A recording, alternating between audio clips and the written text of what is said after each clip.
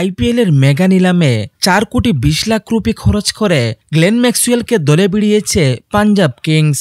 আর English allrounder Liam লিভিংস্টনের জন্য 8 crore 75 lakh rupee খসিয়েছে রয়্যাল চ্যালেঞ্জার্স বেঙ্গালুরু।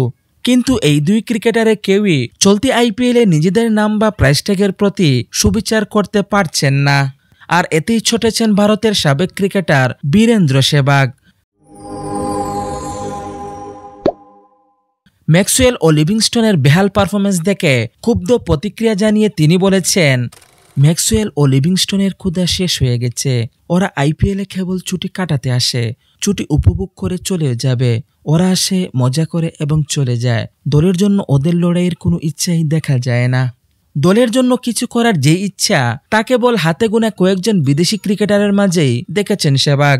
সেই প্রসঙ্গে এই ভারতীয় ওপেনার বলেন, আমি অনেক সাবেক ক্রিকেটারের সঙ্গে সময় কাটিয়েছি, কিন্তু কেবল 1 বা 2 জনের মধ্যেই এমন অনুভূতি দেখেছি।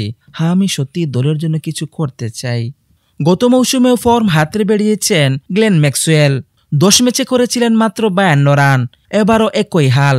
চলতি আইপিএলে প্রথম ম্যাচে খেলতে নেমেই গোল্ডেন ডাক উপহার দেন ম্যাক্সওয়েল।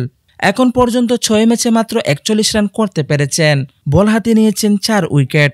অপরদিকে ম্যাক্সওয়েলের মতো বাজে সময় কাটছে বেঙ্গালুরুতে তার জায়গা নেওয়া ইংলিশ অলরাউন্ডার লিয়াম লিভিংস্টনের।